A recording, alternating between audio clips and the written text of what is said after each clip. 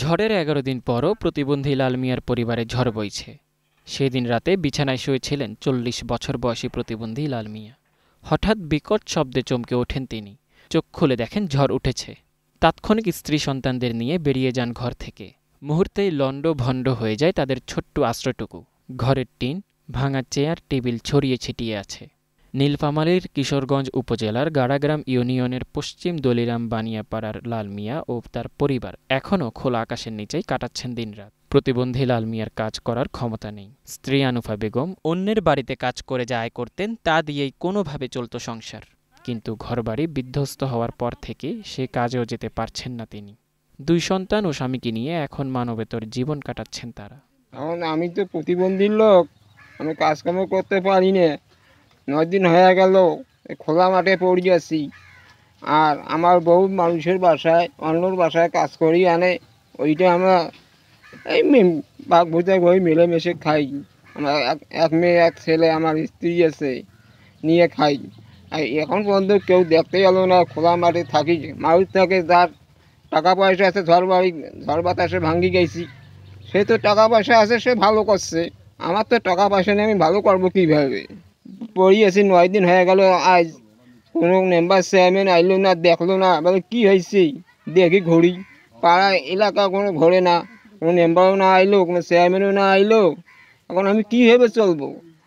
৯ দিন থেকে আমরা এই খোলা আসি, কিন্তু শীত পড়ে, বাচ্চা দুইটার গা কিন্তু অতেই থাকে, বাচ্চারা কান্না করি, বাচ্চারা ভয় না গেই এত করি হেনে অতেই জলাপাল্টা করে থাকি, সারা এতে শীত পড়ে। ঘর তো ঠিক করতে পারতেছি না, এই তো আমার তো স্বামী প্রতিবন্ধী, আমি এই কারণে পারতেছি না। আমি মহিলা মানুষ কি করব? আর কেউ তো দিতেও চল না, আসতেও চল না, দেখতেও চল না। আমি কিছু ভাত পানি মাংস বেঁধে কাজকর্ম করি আনি, আমার সন্তান দুইটা খিলাই, সন্তান দুইটা যে মানুষ হোক, এইভাবে চলতেছি। এখন কিভাবে আমি ঘর বাড়ি ঠিক করব? আমার তো সে নাই, এখন কিছুই নাই। আমার আত্মের অবস্থা মানে একেবারে খারাপ। আমি যে বাচ্চা দুটো থুইয়ে যে কাজে যাব, আমি সেটাও পারি না। প্রতিবন্ধী লাল মিয়ার রয়েছে ২টি ফুটফুটে সন্তান। রাতে খোলা আকাশের নিচে থাকতে ভয় করে তাদের। পশ্চিম দলিরাম মাঝাপাড়া সরকারি প্রাথমিক বিদ্যালয়ে পড়াশোনা করছেন তারা। কিন্তু অর্থাভাবে কোমলবতী এই শিশুদের পড়াশোনাও এখন বন্ধের পথে।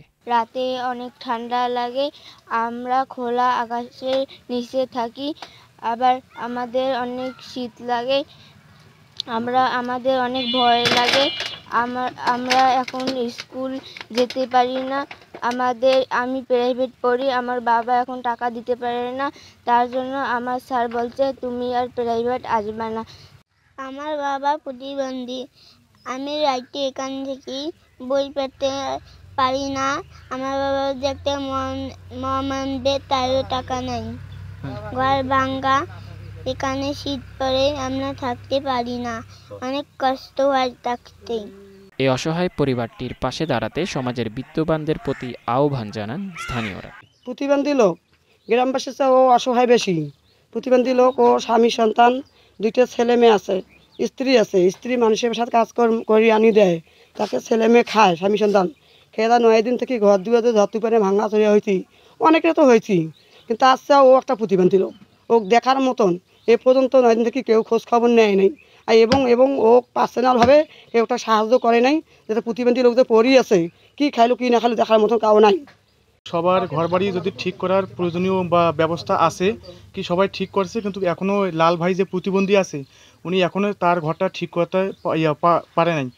তাহার মানে 1 টাকাও ইনকাম করার কোনো উপায়ও নেই যে তিনি ঘরটা ঠিক করবে।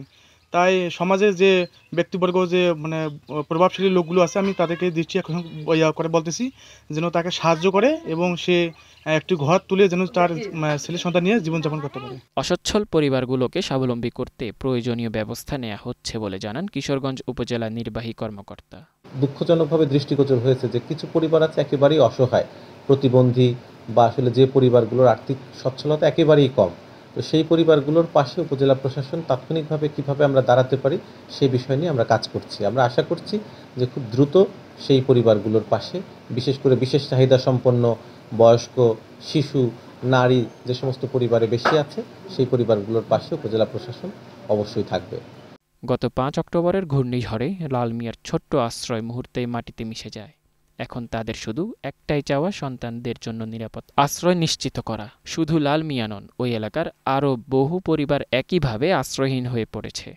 তাই শুধু আশ্বাসের বাণী নয়, অসহায় এই পরিবারগুলোর পাশে দাঁড়াতে প্রশাসনের দ্রুত পদক্ষেপ চাইছেন এলাকাবাসী।